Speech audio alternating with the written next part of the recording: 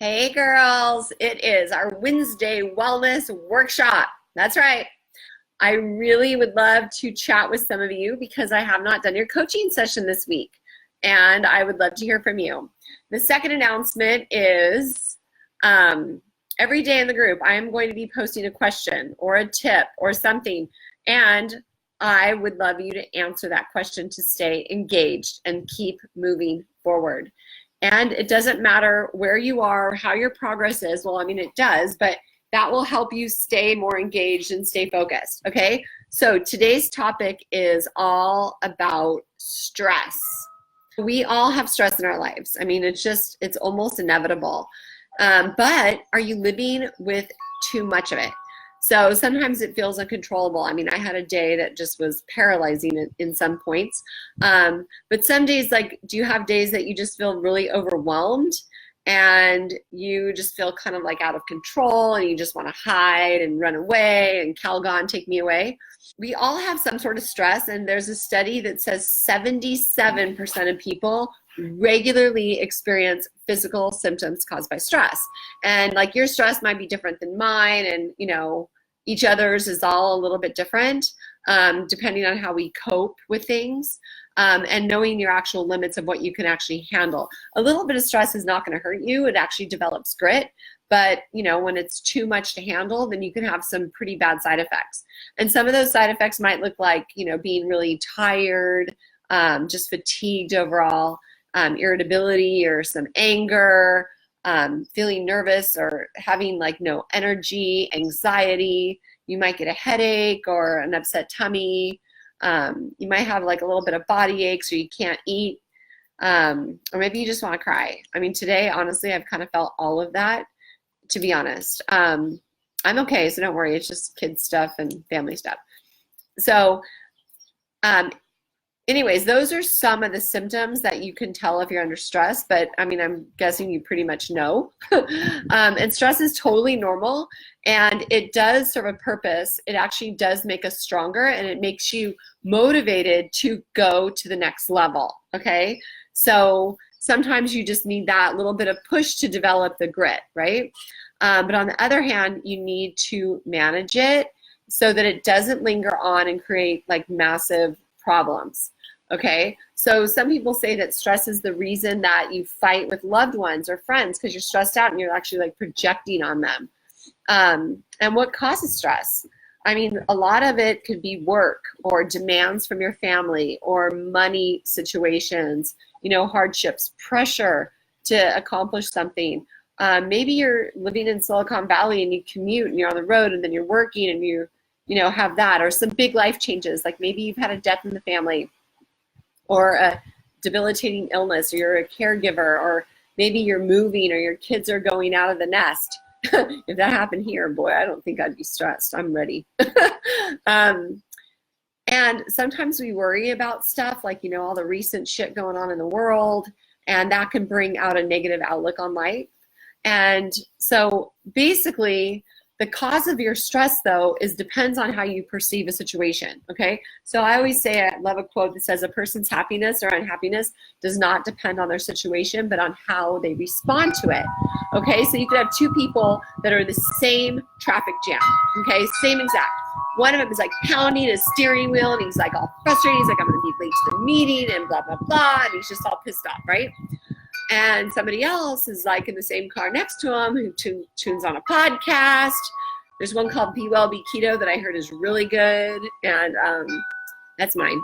And but they turned on, they're just or they bring a book with them because they know that it's possible to get in, a traffic jam, especially around here, right? Or maybe they're listening to music and they brought their coffee, so they're prepared for it. So really, truly, it's how you respond to things, okay? So that is the important thing, is what you do in the face of stress. So we know that long-term stress can have some major risks, such as depression, high blood pressure, weight gain, because the stress hormone cortisol is responsible for some weight gain, and lack of sleep. Like, you won't be sleeping, so then that will also, create some problems. You can get ulcers or, skin problems. There's all kinds of different things that you can get because of stress. And so we wanted to find ways to reduce it and take care of it, okay? So this is the meat of it. So what are you doing for relaxation? Maybe you do deep breathing exercises. In the membership area, I have a video about deep breathing exercises. And there's all kinds of different things. You can do, slow, long, deep breaths. Like just do 5, just inhale as long as you possibly can until your everything's all filled up, and then exhale. And when I do that deep breathing, I say inhale, love, joy, peace, patience, kindness, goodness, self-control, as if I'm like filling my body up with the fruits of the spirit. And then when I exhale, it's anger, stress, worry, and all of the negative things, frustration, whatever you're feeling in the moment, sadness. One of mine is, what is that? I can't even think of the word now. But one of my mantras is for God loves a cheerful giver, because I feel a lot of resentment. That's the word. Or you can do guided imagery, which would be like a meditation practice where they take you to your happy place. Like maybe it's a beach, or it's the mountains and you're on a hike, or you're by a river and you can hear the water. And, there's a lot of guided imagery that you can find like on YouTube and things like that. Or you can do another relaxation method where you lay down, okay, and you're visualizing this ball of white light coming into your crown chakra, okay, and you feel like that whole visualization of it relaxing you. And you go through one body part at a time, come down like your face, your neck, your jaw, and you're just relaxing, and you're feeling that light relaxing you all the way down. And with that said, when you do that, one way that you can is you tense up that body part, and then you let it go and you relax, okay? So that really, really helps a lot too. Aromatherapy, there's essential oils like lavender and other essential oils that will actually help you. Chamomile is good. Chamomile tea is good. Just having like a vial of essential oil is great to have. Or you can get a rollerball application and rub it like on your wrists, on your temples, in different places on your solar plexus. And then meditation, there's some great meditation apps. My favorite is called Calm, and I like the girl's voice. It's really good. There's another one called Headspace, but it's a guy, and I don't love his voice, okay? And then there's something else called emotional freedom technique, or tapping. And basically what you're doing is you're changing your thought pattern, okay, by tapping on different pressure points, like above your eye, and to your side, and to your cheek, and to your collarbone. And I don't remember all the rest of the spots, but tapping something that I have tried before that works for a lot of people, okay? So that's one, relaxation exercises. And then number 2 is stretching and exercising. So when you do cardio, like I'm teaching spin tomorrow, if you're local, you can come to my spin class. It will actually help you create some endorphins in your brain that make you feel good and reduce stress. So there's a quote that says something like, food is the most popular form of stress control, but exercise is the most effective, or something like that. Because exercise really, really is amazing if you don't overdo it. I see some people at the gym overdoing it. This one girl that was at my class I taught this morning, she's like, okay, this is my first of 6 today. I'm like, that is just not good for you, okay? Walking outside in nature is great. Number 1, you get the vitamin D from the sun, and you get all that fresh air, the feel-good endorphins. The more nature you have around you, the better, okay? Being barefoot in the grass or the dirt is even better, because then you're doing something called grounding, where you're absorbing the negative ions from the earth, and that actually will balance out all the positive ones that you get from living, okay? So it's kind of like a battery, right? You get the negative ones from the earth, and then it balances out all the positive ones. Yoga. So a lot of you know that I teach yoga. That actually is wonderful to combat stress, especially if when you're in yoga, you focus on deep breathing, okay? Focus on your breath with every movement and feel the flow, so you can kind of lose yourself in your practice. That's really, really good and important. And the other one would be like Tai Chi or Qi Gong. Reiki even is really good for stress. Okay, so those are all energy practices where you're actually using energy and gathering life force energy into your body. Okay, so number 3 is nutrition. So nutrition can help you with stress because some foods are really inflammatory, like grains, gluten, some dairy can be inflammatory, and your body creates inflammation, which gets to be systemic. Okay, so you want to eat foods that will build a healthy immune system. So like my favorite is lots of vegetables and lots of protein. Okay, and that's pretty much what I eat almost every day. I'm trying to remember what I had. Oh, and I do some sheep's milk yogurt for probiotics. And it's also a good vessel for me to get extra protein because of my hard workouts. So you want to ditch the like processed foods and the fast food. I think having a really healthy protein bar every once in a while is fine, like for an emergency to keep it in your car. Julian Bakery's the one that I like, the beef, grass-fed beef protein bars. They're paleo thins, I think they're called. Those are good. And also raw foods, like you want to eat raw because those foods are full of enzymes and they're really good for you. So like I always say a big salad every day for lunch. My dog is like right here bugging me. I don't know if you can see him. And a big salad, a big thing for lunch with protein on it, and some cooked veggies for dinner with your protein, of course. Omega-3 fatty acids. Last night I had salmon. I prefer wild salmon, but I heard that the farm salmon at Whole Foods isn't bad, so I don't know. I haven't had it, but soothing herbal teas. You can find all kinds of herbal teas that will relax you. Just be careful because some of them have a laxative effect that you don't want to deal with. Also being mindful with your food. So sometimes when we're stressed out, we start picking at food and we're not really hungry. Okay, so that actually ends up creating more stress in the end because then you're mad at yourself because then you're like, gosh, why did I eat that? And it just kind of makes matters worse. So when you're stressed, be very, very mindful and check in with yourself and ask yourself, be questionable, like, why am I stressed? Like, what's going on? Is this going to have long-term effects or is this short-term?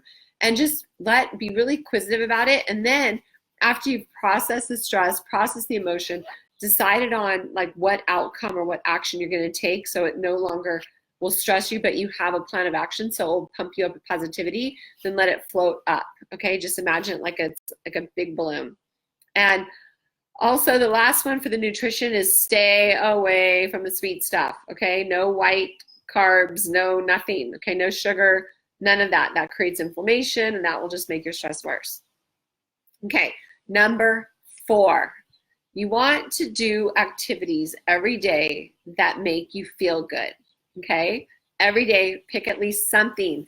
And I know you guys know I preach this all the time. Okay, so some ideas. Number 1, laughter. All right, so watching funny videos, not all day, but just like if you pick one a day or something, that is good. Listening to fun music. Like today I taught my class and one of the students like, oh my gosh, your music is the best. So Pandora has great music on it. You can just pick your mood and have some fun and you can dance and just play around, but just do it like a little bit, play. You know, think about kids, like little kids, right? They, most of the time, are just playing and having fun, and that's the way we want to be. We want to like nurture our inner child and have more play in our life, okay? And stop taking yourself so seriously, really, you know? That's something we really need to do. And remove yourself from situations that are stressful. Like if there's any drama around, I just want to move away, you know, just clear it out. Also volunteering. When you are serving people and helping people in need, then that is a wonderful thing. You know, don't overdo it so that you're stressed out about that because your calendar's too full, but just enjoy giving. There's a study that was talking about that the endorphins that your body receives from giving rather than receiving are like, I want to say 5 to 10 times more, okay? Another thing, take a day at the spa or get a pedicure, or I love Splendid Feet and Gilroy and we go get a massage. It's like $30 for a whole entire hour massage. I spend 30 minutes on my feet, which is amazing. But take some time and pamper yourself. You deserve it. or read a good book. Like a book that is just a no-brainer book. Like I'm constantly reading business books, but every once in a while, it's super fun to read like a juicy, sexy romance type thing, you know, get yourself in the mood. I'm sure your husband would appreciate that.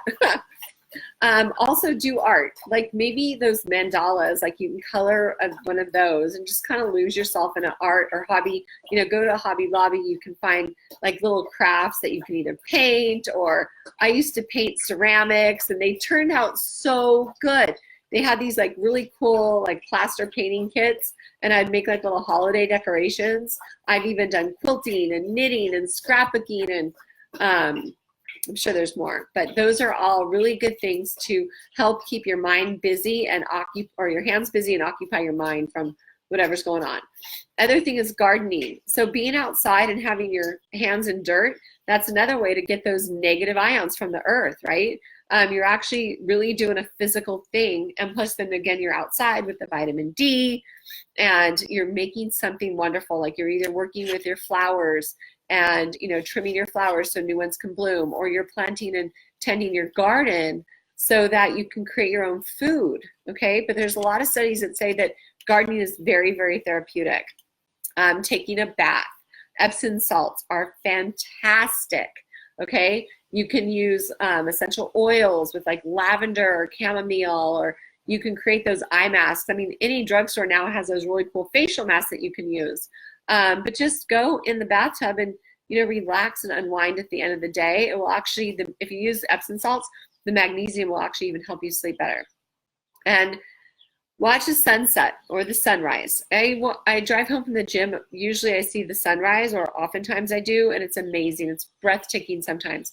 And the sunset, I remember when the kids were little, we used to sit in the jacuzzi outside and watch the sunset regularly. It was super fun because, you know, we just want to appreciate the little things in life and see the spectacular, you know, things that God gives us to enjoy. Another one is play. You know, just be playful with your kids, or with your grandkids, or with the neighbor's kids, or with your dogs, but just have fun and be playful. You know, I take my dogs out for walks like almost every day, and it is just like one of my happy moments. You know, I just love my dogs. Like seriously, if you saw me right now, I'm sitting here on the back porch and I have my foot on each dog because they love it when they just want me to massage them with my feet. And lastly, say no. Okay, so you need to create boundaries with your time, and not everybody deserves your time. All right, so be very discerning when you decide what you're going to do and how you're going to spend your time, and put yourself first. Okay, and lastly, socialization. Being around your friends is a really great way to get rid of stress, okay? Because they're gonna make you laugh, and you're gonna enjoy the chitter chatter. And being outside, like in our town, we have, you know, Tuesday movie nights for $5, and we have Taco Tuesday where you can go get salmon tacos for $2. But spend regular time with your girlfriends. So my mother-in-law is the queen of this. So she has so many friends. She's turning 85 next week, and she literally plays bunco twice a month, plays bocce ball once a month, poker once a month. She goes to every local play, which is at least once a month. She goes out to lunch with friends. She goes to Women in Touch. She's like amazing, and she's going to be 85, and she's just doing super, super well. So that is really important.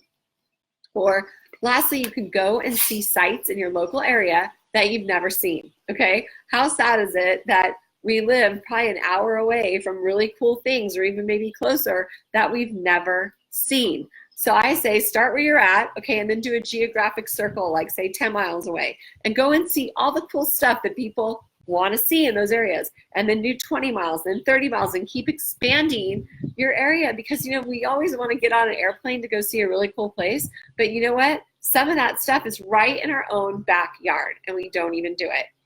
So there's a really cool book called The Power of Full Engagement, and it says that even professional athletes have their off season, okay?